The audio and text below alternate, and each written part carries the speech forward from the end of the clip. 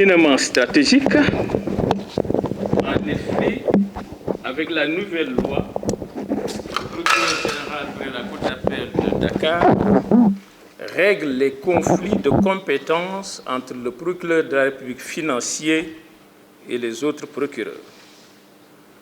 Il est également chargé, conformément aux articles 699-109, à l'article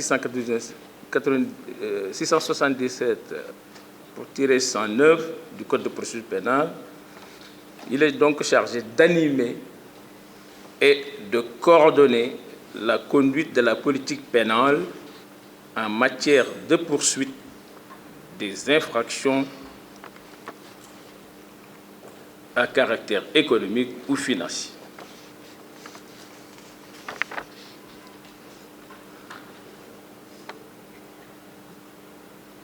Ainsi que toutes les infractions liées donc à la piraterie maritime, le blanchiment, donc le financement du terrorisme.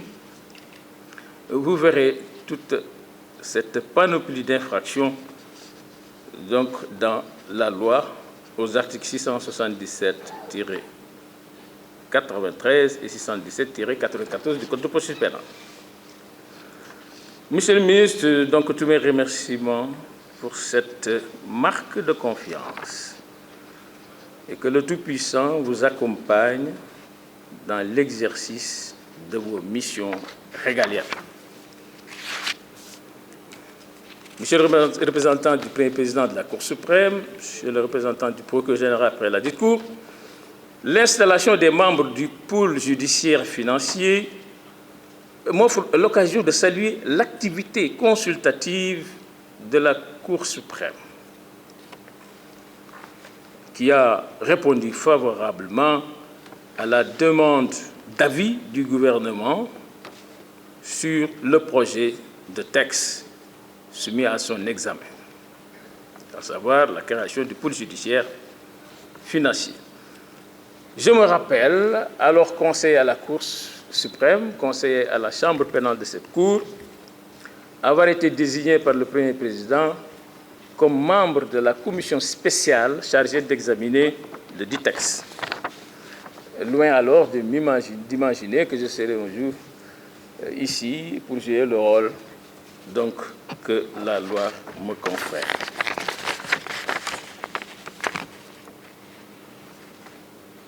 C'était le 22 avril 2022.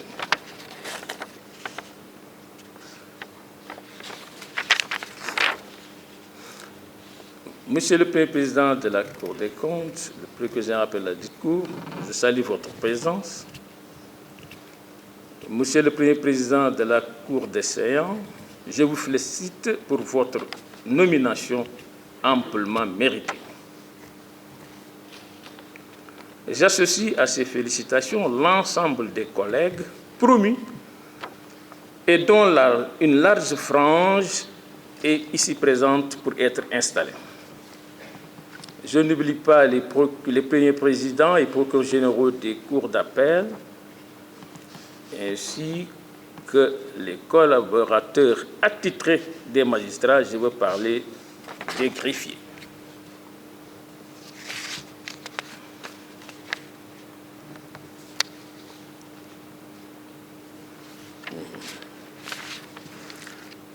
Monsieur le bâtonnier de l'Ordre des avocats, votre présence symbolise les droits de la défense.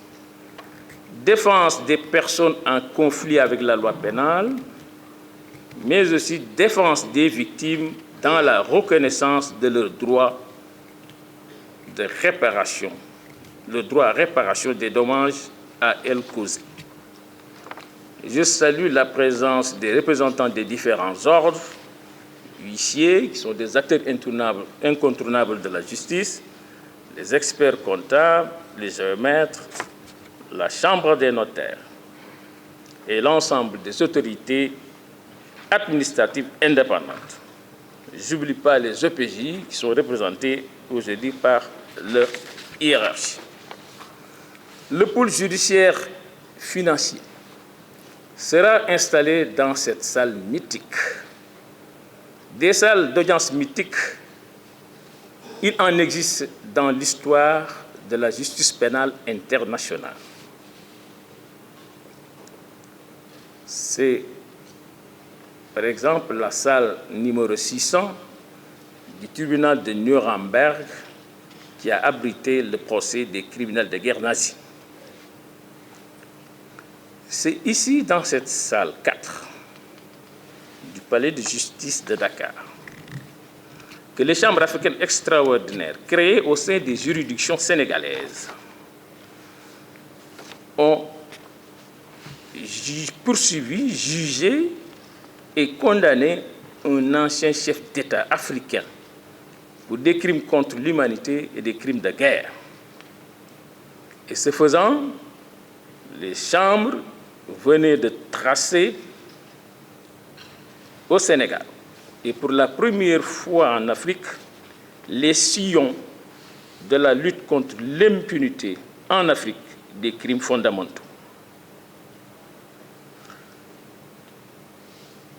La mise en place donc du pôle judiciaire financier vient affirmer au plan local la volonté de lutter plus efficacement contre l'impunité des crimes et délits à caractère économique ou financier.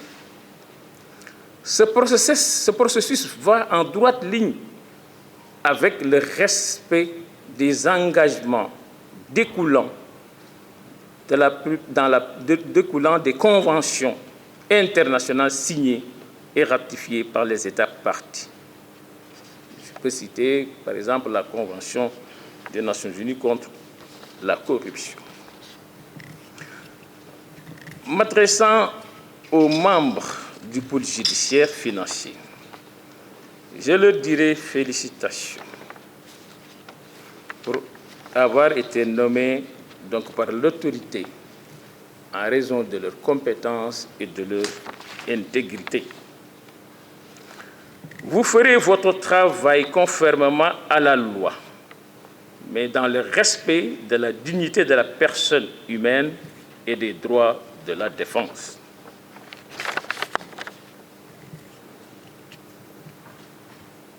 Vous garantirez aussi le respect du secret des enquêtes et le respect de l'instruction pour éviter de porter atteinte à l'honorabilité des personnes suspectées, mais toujours présumées innocentes, tant qu'un tribunal compétent et impartial ne les aura pas déclarés coupables sur la base des éléments de preuve apportés et discutés au cours des débats d'audience. Il vous appartiendra donc de vérifier les renseignements qui vous sont fournis, quelle qu'en soit leur source.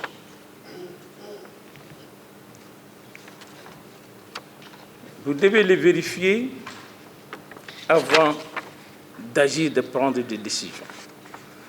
Ne vous lassez jamais de procéder ou de faire procéder à tous les actes utiles à la manifestation de la vérité. C'est parce que l'honneur, la liberté et le patrimoine des personnes sont en jeu. S'adressant aux croyants, le Coran nous dit « In ja'akum fasiqun bi nabayin fatabayyanu. Fatabayyanu an tusibu khawman bi jahala fatusbihu ala ma fa'atum nadimin. »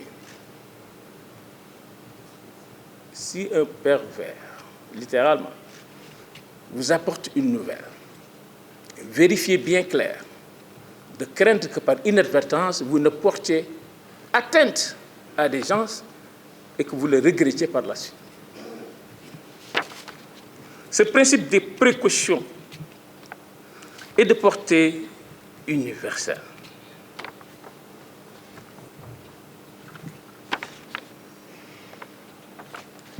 Et au-delà même du pervers cité, c'est tous les systèmes de renseignement censé éclairer l'autorité dans sa prise de décision contre une personne.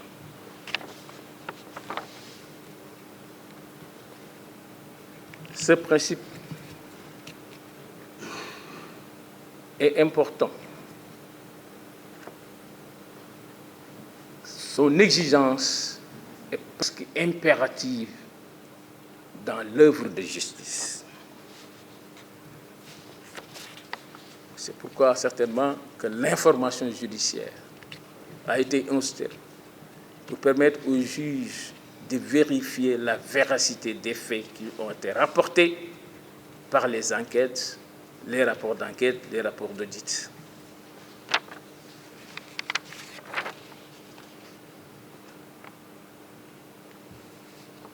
Je demeure convaincu que vous mesurez la lourdeur de vos responsabilités et que vous feriez de votre sacerdoce la vérification des faits avant de prendre des décisions contre des personnes. Je demeure convaincu que vous y veillerez toutes les fois que vous serez confrontés à ce genre de situation. Enfin, pour terminer, vous allez informer, poursuivre, juger des agents publics mis en cause dans la prévarication des fonds publics. Il ne s'agira pas d'un règlement de compte au sens péjoratif du terme, mais plutôt d'une reddition des comptes. N'est-il pas juste, voire impératif, que les prévaricateurs de nos faibles ressources puissent rendre compte de leur gestion? Ils devront régler leurs comptes avec l'État. Et ce ne sera que justice. Je vous remercie pour votre attention. Mesdames, Messieurs les professionnels des médias, distingués invités, Mesdames, Messieurs, c'est avec un immense plaisir que je procède ce matin à l'installation du pôle judiciaire financier, PJF, organe juridictionnel à compétence nationale, institué au sein de la Cour d'appel et du tribunal de grande instance hors classe de Dakar, pour réprimer les infractions à caractère économique et financier.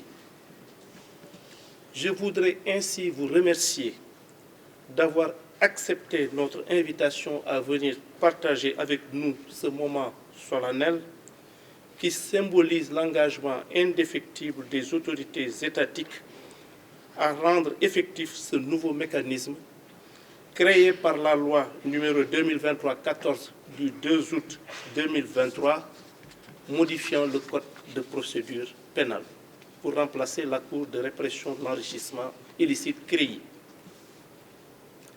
La mise en place du pôle judiciaire financier est une réponse aux nombreux défis posés par l'exigence citoyenne de redevabilité, la mondialisation de l'économie, les flux rapides de capitaux, le développement des technologies de l'information et de la communication, ainsi que les multiples réseaux criminels qui ne connaissent pas de frontières et ne sauraient donc être démantelés que par des mécanismes judiciaires adaptés.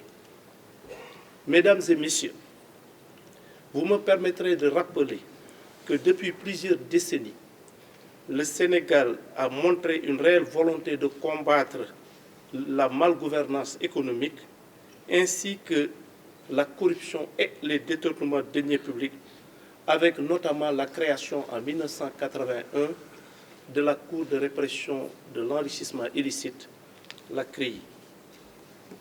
Cette nouvelle juridiction spécialisée vient s'ajouter aux structures existantes telles que la Cour des comptes, l'Inspection générale d'État, l'Office national de lutte contre la fraude et la corruption OFNAC et la cellule nationale de traitement des informations financières CENTIF pour davantage lutter contre les actes de prévarication et asseoir une gouvernance éthique et exemplaire.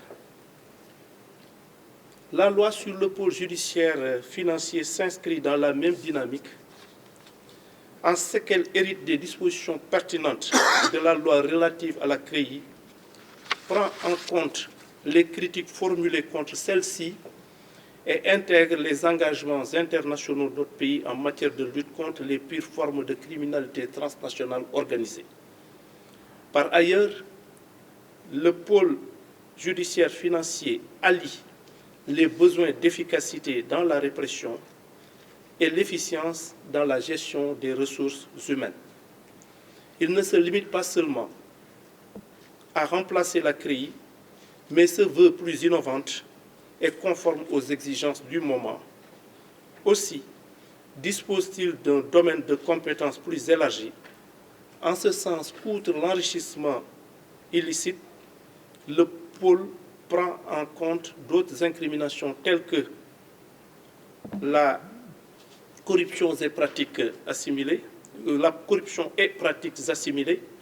les détournements, escroqueries et soustractions de deniers publics, le faux monnayage, les infractions liées aux technologies de l'information et de la communication, les infractions liées à la réglementation des marchés publics, piraterie maritime, financement du terrorisme, le trafic de migrants, les infractions liées à la réglementation bancaire. Pour certaines de ces infractions, il partage la compétence avec les juridictions de droit commun et pour d'autres, il l'exerce de manière exclusive. En tout état de cause, des mécanismes sont aménagés pour prévenir ou résoudre les éventuels conflits de compétences. Mesdames et Messieurs, chers membres du pôle judiciaire financier, après vous avoir félicité pour votre nomination au sein de ce nouvel organe juridictionnel, je vous exhorte à donner le meilleur de vous-même pour l'atteinte des objectifs assignés à cette juridiction. L'État, de son côté, ne ménagera aucun effort pour vous mettre dans les conditions optimales de performance et d'épanouissement professionnel. Les moyens appropriés seront déployés au besoin en rapport avec les partenaires au développement que je voudrais remercier au passage. Mesdames et Messieurs, honorables invités, je sais que l'espoir placé en cette nouvelle juridiction est immense et les attentes multiples, mais je demeure convaincu qu'avec l'implication de tous dans la quête d'une gouvernance économique et financière irréprochable, ainsi qu'une collaboration permanente des différentes institutions de lutte contre les nouvelles formes de criminalité, les résultats seront au rendez-vous. Mesdames, Messieurs, chers membres du pôle judiciaire financier, les principes d'indépendance et d'intégrité auxquels vous êtes profondément attachés devront toujours vous servir de viatique dans l'accomplissement de votre mission. C'est sur ces mots que je vous installe dans vos fonctions respectives de membres du pôle judiciaire financier. Je vous remercie de votre aimable attention. De procédure pénale sénégalais.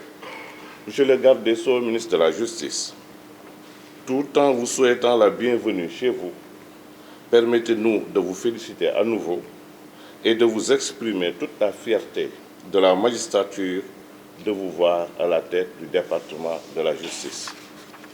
Vous connaissant bien, il ne fait aucun doute que vous ferez de votre mieux pour le renouveau senti et ressenti de la justice au grand bénéfice de la famille judiciaire et des justiciables. Monsieur les représentants du premier président de la Cour suprême et du procureur général près de la Cour suprême, transmettez à nos éminents collègues toutes nos félicitations pour leur nomination et dites-leur que la sobriété, l'humilité, mais aussi l'humanisme qui les caractérise, sans compter l'immense talent intellectuel et professionnel également qui les caractérise, nous permettent d'espérer, de voir et vivre sous peu un pouvoir judiciaire plus fort parce que plus marqué. Monsieur le bâtonnier de l'Ordre des avocats, je vous félicite pour votre brillante nomination. Que le Tout-Puissant vous assiste, vous inspire et vous donne la force de tenir avec brio les rênes du barreau sénégalais dont nous sommes fiers. Votre simplicité, votre pragmatisme et votre sens élevé de la justice sont des atouts certains pour le rayonnement du barreau sénégalais. M'adressant à présent à mes chers collègues devant être installés, je dois dire que je n'ai pas grand-chose à leur dire, puisque mes excellents collègues du parquet, de l'instruction et des juridictions de jugement judicieusement choisis savent ce qu'ils ont à faire, puisqu'ils n'ont jamais cessé de le faire tout au long de leur riche carrière. Je me contenterai simplement, pour la circonstance et en toute humilité, de leur rappeler ce qu'ils savent déjà bien faire: appliquer la loi, toute la loi, mais rien que la loi. Et pour cette noble mission, ils disposent des atouts, j'allais dire des outils, dont dispose tout magistrat pour mener à bien et avec bonheur son sacerdoce. C'est quoi? Le serment qui guide et oriente, la conscience qui interpelle et la foi. Foi en Dieu, foi en la justice, foi dans les convictions et foi en l'humain. Monsieur le procureur de la République financier El Hadj Abdoulaye Sylla, Monsieur le procureur adjoint Abdoulaye Diouf, Monsieur le substitut Moussa Thiam, Monsieur le président du collège des juges d'instruction financiers Idrissa Diarra, Messieurs les juges d'instruction Massaer Sarr, Babacar Diop, Mohamedou Néné Ndir, Moustapha Fall et Madame Nelly Seko Dieng, Monsieur le président de la Chambre de jugement financière Pape Mohamed Diop, Messieurs les membres de la Chambre de jugement financière Mamadou Yaham Keita, Morlo, Ousseynou Sy, Ngor Diop et Madame Aïssatou Kanté Faye, Monsieur le président de la Chambre d'accusation financière Mamadi Diané, Messieurs les membres de la Chambre d'accusation financière Alioune Sall, Tahir Ka, Abdou Aziz Baro, Samba Ndiaye et Madame Adji Mam Bousso Gueye,